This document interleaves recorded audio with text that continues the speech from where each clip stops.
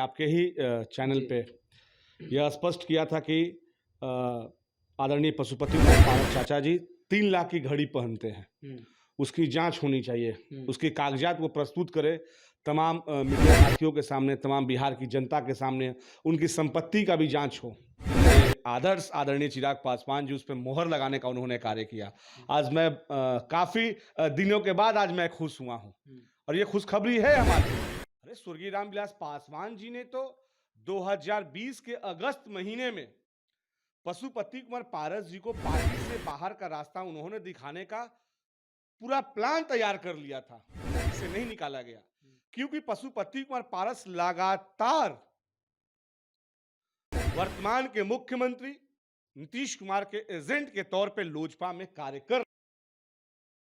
बिहार में चाचा भतीजे की जो लड़ाई है वो लगातार चर्चा का विषय बनती है। पिछले दिनों चाचा भतीजे में जो लड़ाई हुई, पार्टी टूटी और उसके बाद लोक जनशक्ति पार्टी के एक नेता ने बड़ा बयान दिया। हालांकि वो पार्टी में है नहीं, निष्कासित किए जा चुके हैं, कृष्णा कल्लू, जिनके बारे में अक्सर आप खबरें देखते होंगे। हमेशा कुछ उटपटांग प्रदर्शन करते हैं, कुछ बयान देते हैं, जिसके बाद पार्टी नाराज हो जाती है इनसे। कल इन्होंने दावा किया कि पशुपति पारस महंगी महंगी घड़ियां पहनते हैं। कई तरह की दावे थी संपत्ति को लेकर भी। और आज चिराग पासवान ने भी दावा कर दिया और कहा कि चाचा पशुपति पारस इस तरह का बयान न दें, अगर संपत्ति की जांच हो गई तो वो फेरा में फंस जाएंगे। कल्लू जी हमारे साथ है। आप लोग चिराग पासवान के साथ हैं नहीं, आपको तो पार्टी से निष्कासित कर दिया गया है। आप जो बोल रहे हैं, चिराग पासवान ने फिर जिक्र कर दिया, क्या लगता है कि पार्टी से अलग हटकर पार्टी के लिए कुछ काम कर रहे हैं? कोई एजेंडा है क्या? मैं कल भी लोक जनशक्ति पार्टी रामविलास का सिपाही था और आज भी हूं। और जो लोग मुझे कहते हैं कि मैं चिराग का हनुमान हूं, तो हूं, डंके की चोट पे कहता हूं कि हूं। जिस तरीके से हमने 2 दिन पहले ही आपके ही चैनल पे यह स्पष्ट किया था कि आदरणीय पशुपति कुमार पारस चाचा जी 3 लाख की घड़ी पहनते हैं, उसकी जांच होनी चाहिए, उसके कागजात को प्रस्तुत करे तमाम मीडिया साथियों के सामने, तमाम बिहार की जनता के सामने, उनकी संपत्ति का भी जांच हो। हमने यह कहा था और कहीं ना कहीं आज बहुत खुशी हमको है आज कि आज हमारे बातों पे मेरे नेता, मेरे आदर्श आदरणीय चिराग पासवान जी उस पर मोहर लगाने का उन्होंने कार्य किया। आज मैं काफी दिनों के बाद आज मैं खुश हुआ हूं और ये खुशखबरी है हमारे लिए क्योंकि पारस जी पे जो हमने आरोप लगाया है यह बिल्कुल पूरी तरीके से आरोप सत्य है। अरे स्वर्गीय रामविलास पासवान जी ने तो 2020 के अगस्त महीने में पशुपति कुमार पारस जी को पार्टी से बाहर का रास्ता उन्होंने दिखाने का पूरा प्लान तैयार कर लिया था। बहरहाल जिस तरीके से हमारी मां स्वरूप रीना पासवान जी ने, चिराग पासवान जी का यह दिन है कि उनको पार्टी में रखा गया और पार्टी से नहीं निकाला गया क्योंकि पशुपति कुमार पारस लगातार वर्तमान के मुख्यमंत्री नीतीश कुमार के एजेंट के तौर पे लोजपा में कार्य कर रहे थे। मतलब एजेंडा चला रहे थे क्या? पूरी तरीके से। भैया 2010 में हम लोगों ने चुनाव लड़ा था महागठबंधन में, 2015 में हम लोगों ने चुनाव लड़ा एनडीए के साथ। एक बार 2 सीट आता है और एक बार 3 सीट आता है। जब हम लोगों ने 2020 के विधानसभा चुनाव में अकेले जब चुनाव हम लोगों ने लड़ा तो हम लोगों को आता है 7% वोट, 25 लाख मत, एक सीट जीते भी थे। एक सीट जीता और नीतीश कुमार की पार्टी जनता दल यू को हम लोगों ने सीधे टॉप से लेकर के जमींदोज करने का हम लोगों ने काम किया। तो आखिर क्यों हुआ? इसके पीछे हम लोगों का संगठन था, बात समझिएगा पहले। और पशुपति कुमार पारस जी ने कभी संगठन नहीं बनाया, उनके द्वारा जो है एक गिरोह चलाया जाता था, पैसा उगाही गिरोह, क्योंकि वो सब टिकट बेच देते थे।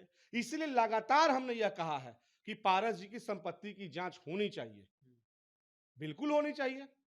चिराग जी का तो उन्होंने परिवार तोड़ा, घर तोड़ा और कहीं ना कहीं जो थोड़ा बहुत भी जो संपत्ति होता है, थोड़ा बहुत वो भी संपत्ति वो चुरा लिए हैं, उसकी भी जांच होनी चाहिए। और एक बात और मैं बता दूं, बहुत जल्द समय ऐसा आएगा कि आप तमाम लोगों के सामने यह खुलासा हो जाएगा कि रामविलास पासवान जी को अभद्र भद्र टिप्पणियां किया करते थे पशुपति कुमार पारस। ये तो बहुत मतलब ये संजोग का बात था कि चिराग पासवान जी ने उनके ऊपर रहम किया, जिसको वो भाभी मां कहते हैं, उन्होंने पशुपति कुमार पारस जी पे रहम किया। ये कहीं ना कहीं चूक हुई थी हम लोगों से, हमारी मां स्वरूप से चूक हुई थी, इनको निकाल देना चाहिए था। मतलब अभी उस तरह के गतिविधि में लगे हुए हैं, लगातार पार्टी को कमजोर कर रहे हैं। आप तो बाहर चले गए हैं, फिर भी कहीं ना कहीं इनका इंटरफेयर है इस लोजपा में। भैया पूरी तरीके से, और कहीं ना कहीं इनके एक दो लोग और भी हैं पार्टी में जो पार्टी विरोधी कार्य कर रहे हैं। समय आने पे वो भी पार्टी के बाहर चले जाएंगे। आपको विश्वास है चिराग पासवान? पूरी तरीके से विश्वास है भैया। देखिए ना, 2 दिन पहले ही ना हमने ये बात बताया था, और कहीं ना कहीं हमारे नेता आदरणीय चिराग पासवान जी ने उस बात पे मोहर भी लगा दी। उन्होंने सच्चाई कहा है भैया, बिल्कुल सच्चाई उन्होंने कहा। और मैं डंके के चोट पे कहता हूं कि पशुपति कुमार पारस जी की अगर जांच हो जाए तो दूध का दूध और पानी का पानी हो जाएगा। मतलब अब पशुपति पारस की संपत्ति की जांच होगी, होना चाहिए। और मैं प्रधानमंत्री से 2 दिन पहले भी आग्रह किया था और आज भी आग्रह कर रहा हूं कि आपके कैबिनेट में जो एक मंत्री है पशुपति कुमार पारस, वो भ्रष्टाचार से लिपे हुए मंत्री हैं। आखिर 3 लाख की घड़ी कहां से पहनते हैं, इसका कागज क्यों नहीं दिखाते हैं? दिखाना चाहिए।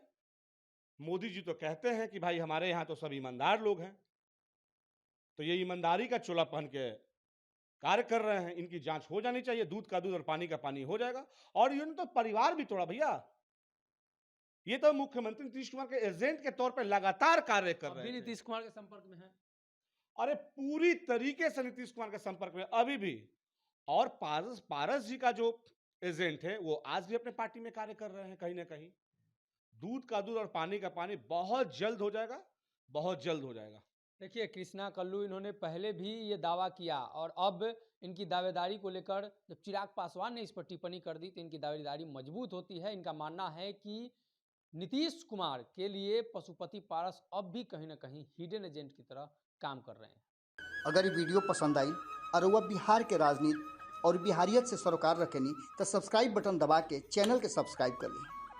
ओजे एगो घंटी बा, ओकरा बटन दबा देला से कुल सटीक और मारक खबर रुआ मुफ्त में मिल जाई। अगर रुआ पत्रकारिता के हमनी के नया प्रयोग में सहयोग कर चाहतानी तो ज्वाइन बटन दबा दी। पेटीएम नंबर नोट कर ली 9386816700। धन्यवाद।